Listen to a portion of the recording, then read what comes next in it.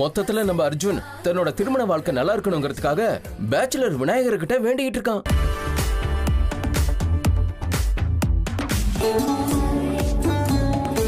என்னம்மா இது நேரத்தை வேண்டான்னு சொல்ற? அப்படிலாம் சொல்லக்கூடாது, வாங்கிக்கோமா. இல்ல, எனக்கு பிடிக்காது, எனக்கு வேண்டாம். அண்ணி ப்ளீஸ், தேவையில்லாம சின்ன விஷயத்த பெருசு பண்ண வேண்டாம். அவனையும் குறை சொல்றேன். எனக்கும் அமிர்தாவோட நடவடிக்கை கொஞ்சம் விசித்திரமா தான் தெரியுது.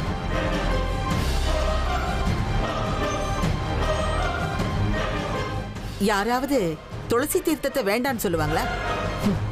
எனக்கு என்னவோ இது எதுவுமே சரியா படல. என்ன அத்தை இது? ஒவ்வொருத்தருக்கும் ஒவ்வொரு விஷயம் அலர்ஜியா இருக்கும். உங்களுக்கு ஞாபகம் இருக்கா, நம்ம கர்ணாவுக்கு சின்ன வயசுல இருந்தே கற்பூரம்னா சுத்தம் ஆகாது. அந்த வாசனை வந்தாலே தலை சுத்தி கீழே விழுந்துருவான். அதே மாதிரி அமிர்தாவுக்கு துளசி அலர்ஜியா இருக்கலாம் இல்லையா?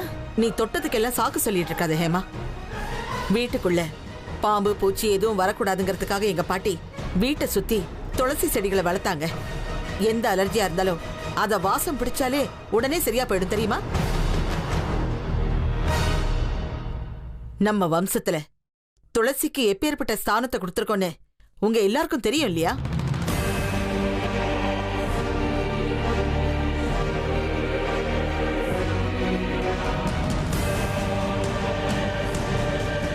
துளசி ஆகாதுன்னு சொல்றவங்க இந்த பூமியில இருக்க வாய்ப்பே இல்லை.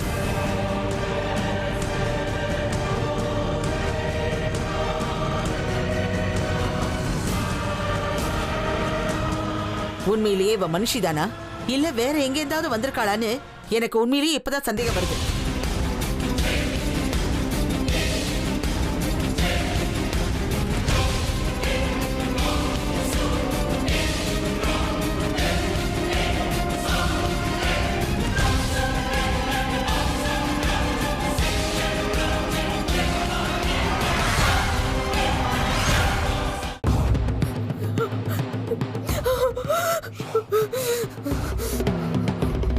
பரமேஸ்வரா,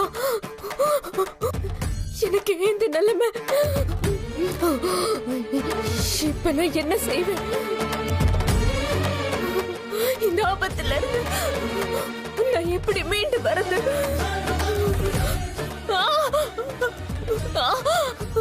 எங்க வீட்டுக்கு பின்னாடி மல்லிகைப்பூ செடி இருக்குங்க. மல்லிப்பூ செடி? ஆமா, நான் உடனடியா போய் மல்லிப்பூ கொடியில என்ன சுத்திக்கணும். மல்லிப்பூவோட கொடி என் உடம்பு மொத்தம் ஸ்பரிசமாகணும். மல்லிப்பூவோட வாசனை எனக்குள்ள போயாகணும். அப்படி பண்ணாதான் என்னால இப்ப என்னோட உயிரை காப்பாத்திக்க முடியும். அந்த மல்லிகையோட கொடிக்கு மட்டும்தான் விஷத்தை முறிக்கிற சக்தி இருக்கு. நான் உடனே போகணும், தாமதப்படுத்த முடியாது.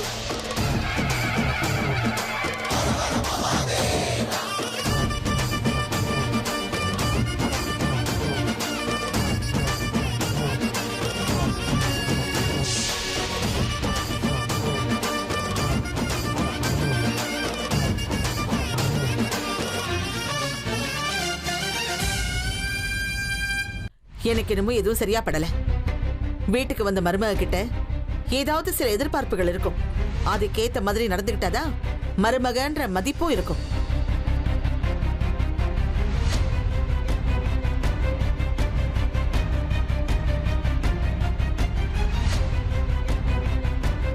இதோ பாரு அர்ஜுன், போய் உன் பொண்டாட்டிகிட்ட சொல்லு, இந்த வீட்டு ஆச்சாரத்துக்கு தகுந்த மாதிரி தான் அவ ஒத்து போகணும்.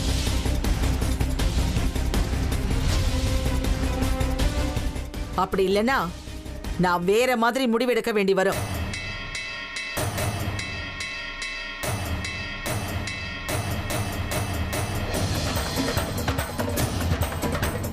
பாட்டி,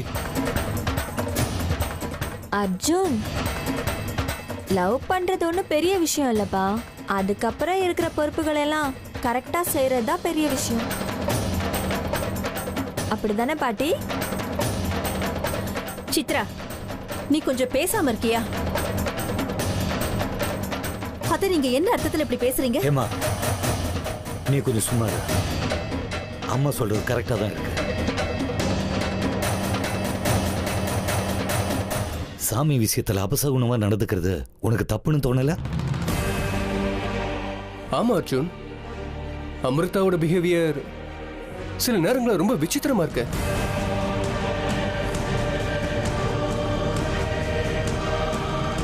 இல்ல, என்ன பார்க்கும்போது ஏதோ எதிரிய பார்க்கற மாதிரி பார்க்கறா.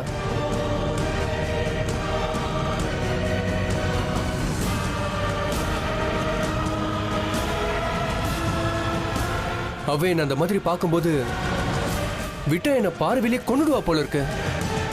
அங்கிள், அவங்களோட கண்களே அப்படிதான், நெருப்பு நெருப்பு மாதிரி. அதை பார்த்து தானே நான் மயங்கினேன். சரி சரி, இது பாரு அர்ஜுன், அமிர்தா அந்த வீட்டுக்கு புதுசு. நம்ம வீட்டு பழக்க வழக்கங்கள் நீ தான் அவளுக்கு சொல்லி கொடுக்கணும், புரியுதா? போக போக அவளே எல்லாத்தையும் பழகிப்பா. அமிர்தா ரொம்ப புத்திசாலி, சரிதானே ஹேமா? என்னமோ இன்னைக்கு அவளுக்கு உடம்பு சரியில்லை போல இருக்கு. நான் போய் என்னன்னு பார்த்துட்டு வரேன்.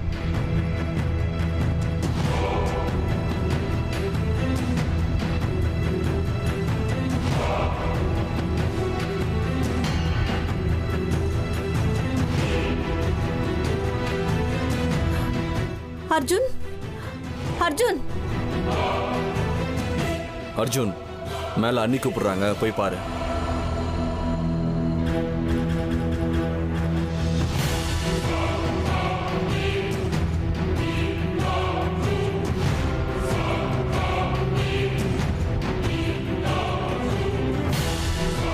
அமிர்தாவை காணும்டா.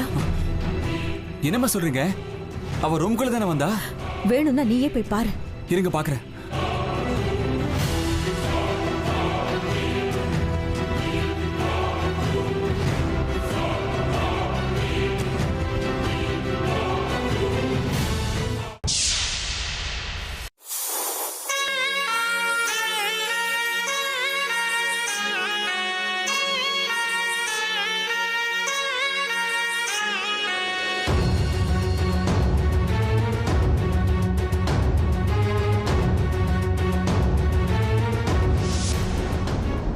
அது எப்படி முடியும்? வீட்டுக்கு இருக்கிறது ஒரே வாசல், எல்லாரும் இங்க ஹால்ல தானே இருக்கோம். நம்மளை தாண்டி எப்படி வெளியே போக முடியும்?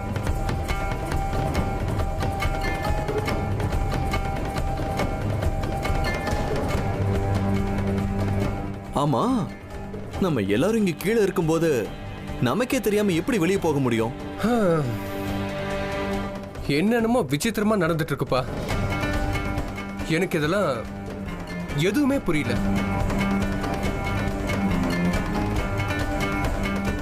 நான் அன்னைக்கே சொன்னேன், அந்த பொண்ணு இந்த வீட்டுக்கு வந்த நேரமே சரியில்லைன்னு. இப்ப எங்கேயோ ஓடி போயிட்டா. அப்ப என்னடானா பூஜையில அப்படி நடந்துக்கிட்டா, இப்போ வீட்டை விட்டே காணாம போயிட்டா. ஏன் அத்தை, அமிர்தாவுக்கு என்ன ஆச்சோ ஏதாச்சோன்னு நாங்க எல்லாரும் இங்க பயந்து போய் நின்னுகிட்டு இருக்கோம். நீங்க கொஞ்சம் கூட யோசிக்காம இப்படி பேசுறீங்க.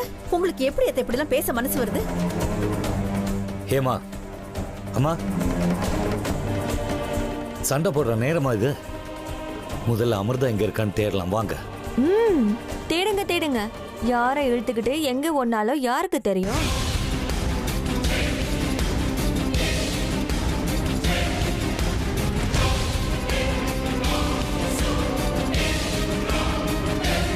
சித்ரா, வாய்க்கு வந்தபடியெல்லாம் பேசினா இழுத்து அரைஞ்சிருவேன். அவ இந்த வீட்டு மருமக, அர்ஜுனோட பொண்டாட்டி. மரியாதையா பேசு. எல்லாரும் தயவு செஞ்சு கொஞ்சம் சும்மா இருக்கீங்களா?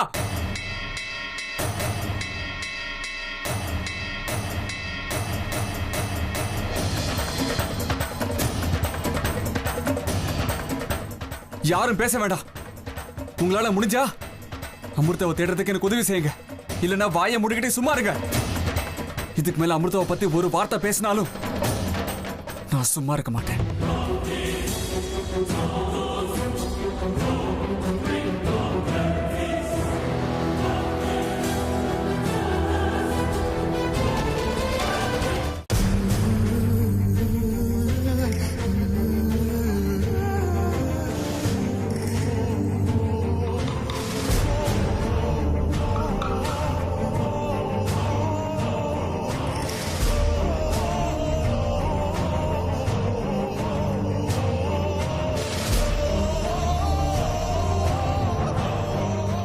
அமிர்தா,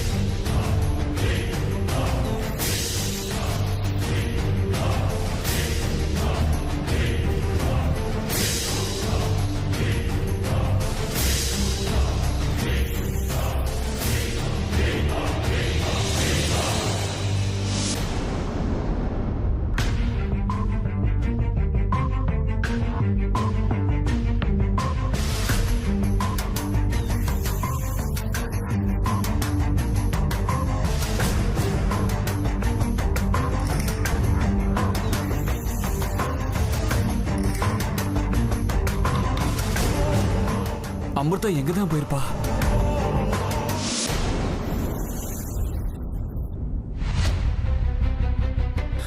பாம்பு இது எப்படி இங்க வந்தது? வீட்டுல உள்ளவங்க பார்த்தா அவ்வளவுதான்.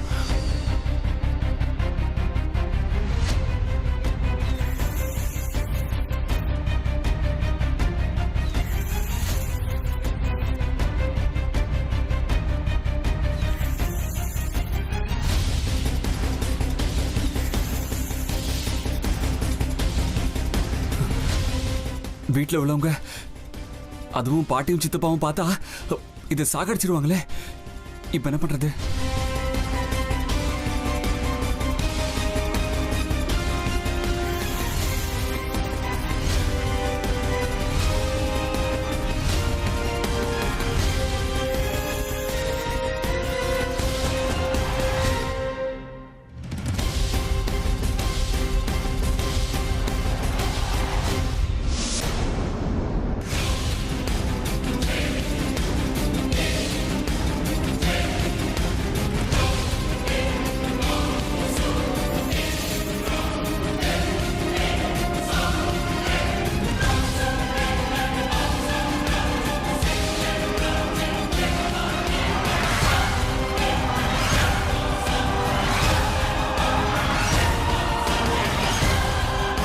அந்த பக்கம் பார்க்கலாம் வா. அப்பா அம்மா, அங்க அமிர்தா இல்ல. இருக்கிறது ஒரு வாசல் தான். நம்ம யாருக்காலையும் படாம வெளியே போகிறதுக்கு சான்ஸே இல்ல. ஒருவேளை ஜன்னல் வழியா எகிரி குதிச்சு போயிருக்கலாம்ல. ஏய் சித்ரா, வாய்க்கு வந்தபடியெல்லாம் பேசாதுன்னு அப்பவே சொன்னேன்ல. அண்ணி, உங்களுக்கு எப்பவும் கிண்டல் தானே? அர்ஜுன், இல்ல நமக்கு தெரியாம வாசல் வழியா வெளியே போக வாய்ப்பே இல்லை. அதான்ப்பா, பயத்துல நாம யாரும் சரியா தேடி இருக்க மாட்டோம் தோணுது. மோஸ்ட்லி அமிர்தா வீட்டு தான் இருக்கணும். நாம வீட்டுக்குள்ள தேடி பார்க்கலாம். கரெக்ட் தான், வாங்க. வாங்க பார்க்கலாம்.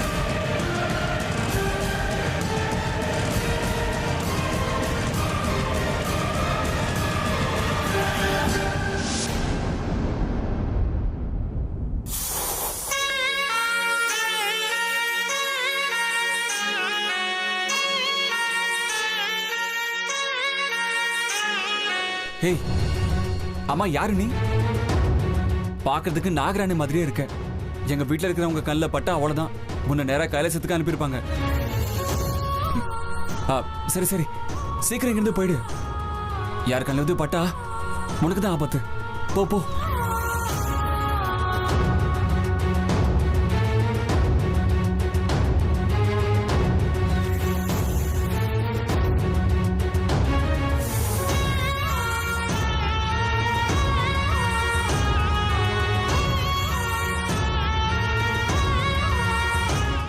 அட, பிரைமரி டீச்சர் சொல்றத குழந்தை கேட்கிற மாதிரி இந்த பாம்பு என் பேச்சை கேட்டுருச்சு.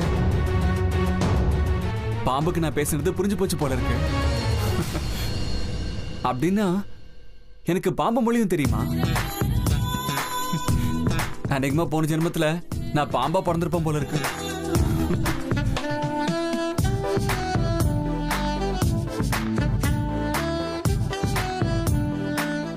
மொத்தத்துல பாம்பு தப்பிச்சுதே, எனக்கு அதுவே போதும். நான் முதல்ல போய் அமிர்தாவை தேடணும்.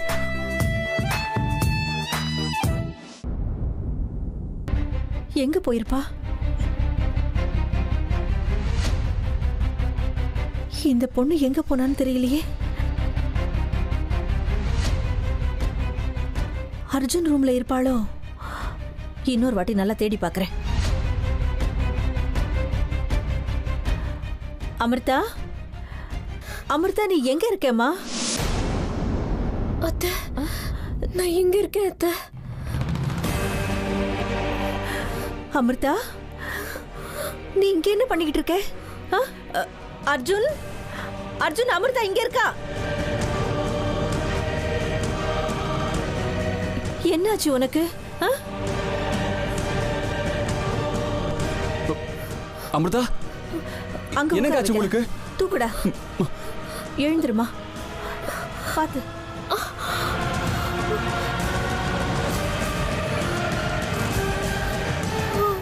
எங்க அமிர்தா, எங்க போயிருந்தீங்க நீங்க? ஏங்க எங்களோட இப்படி விளையாடுறீங்க? அமிர்தா, என்னாச்சுமா உனக்கு? உன் முகமெல்லாம் ஏன் இப்படி வேர்த்து போயிருக்கு? ரொம்ப சோர்ந்து போன மாதிரி இருக்க. என்னதான் ஆச்சு உனக்கு? நாங்க வீட்ல இருந்த அத்தனை பேருமே எப்படி பயந்து போனோம் தெரியுமா? அத்தை, எனக்கு ஆரம்பத்துல இருந்து துளசினா ஆகாது.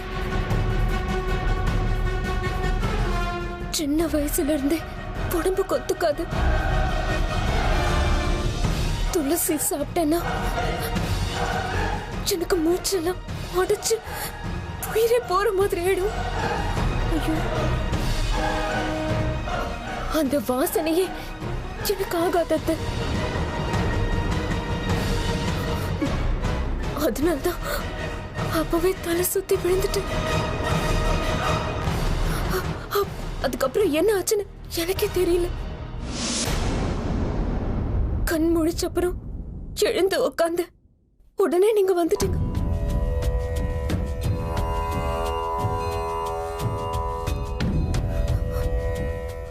அம்மா, இதுதான் முதலும் கடைசியா இருக்கணும். துளசிங்கிற வார்த்தை கூட இனிமே அமிர்தா கிட்ட வரக்கூடாதுமா. அதுக்கு சம்பந்தப்பட்ட எந்த ஒரு விஷயமா இருந்தாலும் அவங்க கிட்ட வரவே கூடாது. சொல்றது புரியுதா? இவங்க இப்படி அவசரப்படுறத என்னால பார்க்க முடியலமா. என்னால புரிஞ்சுக்க முடியுது அர்ஜுன். வீட்ல எல்லார்கிட்டையும் சொல்லிட்டேன், ஒவ்வொருத்தருக்கும் ஒவ்வொரு அலர்ஜி இருக்கும்னு. ஐயோ பாவம், அமிர்தா எப்படி அவஸ்தைப்படுறா பாருடா. சாரி அமிர்தா, எங்களுக்கு இது தெரியாது. உன் முகமெல்லாம் இப்படி வாடி போச்சேம்மா. ஐயோ, பரவாயில்ல, விடுங்க அத்தை. கொஞ்ச நேரத்துக்கு ரெஸ்ட் எடுத்துக்கிட்டா எல்லாமே சரியாயிடும். இனிமே என்னை பத்தி கவலைப்பட வேண்டாம். சரிம்மா, நீ ரெஸ்ட் எடுத்துக்கோ. எல்லாரும் வீட்ல பயந்து போயிருக்காங்க. இதான் விஷயம்னு நான் போய் அவங்க கிட்ட சொல்லிடுறேன். சரியா? அர்ஜுன், நீ அமிர்தா கூடவே இரு.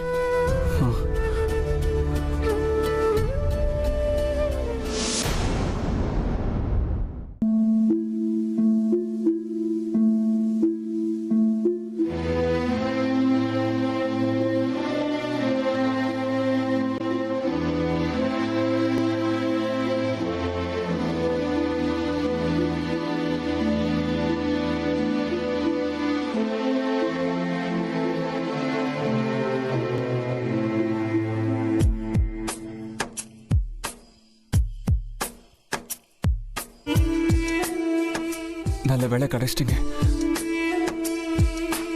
தயவு செஞ்சு என்னை விட்டு மட்டும் போயிடாதீங்க. அடுத்த நிமிஷமே செத்துருவேன்.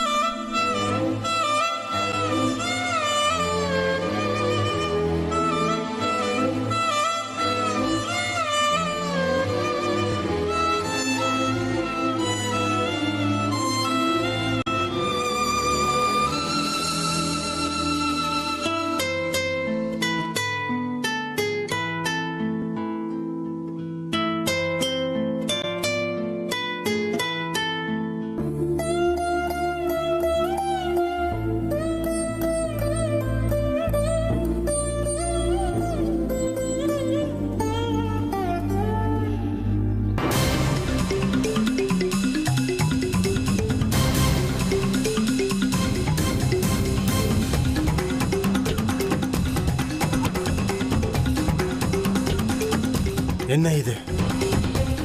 என்ன இது? ஏதோ ஆபத்து வரப்போற அறிகுறி தெரியுது.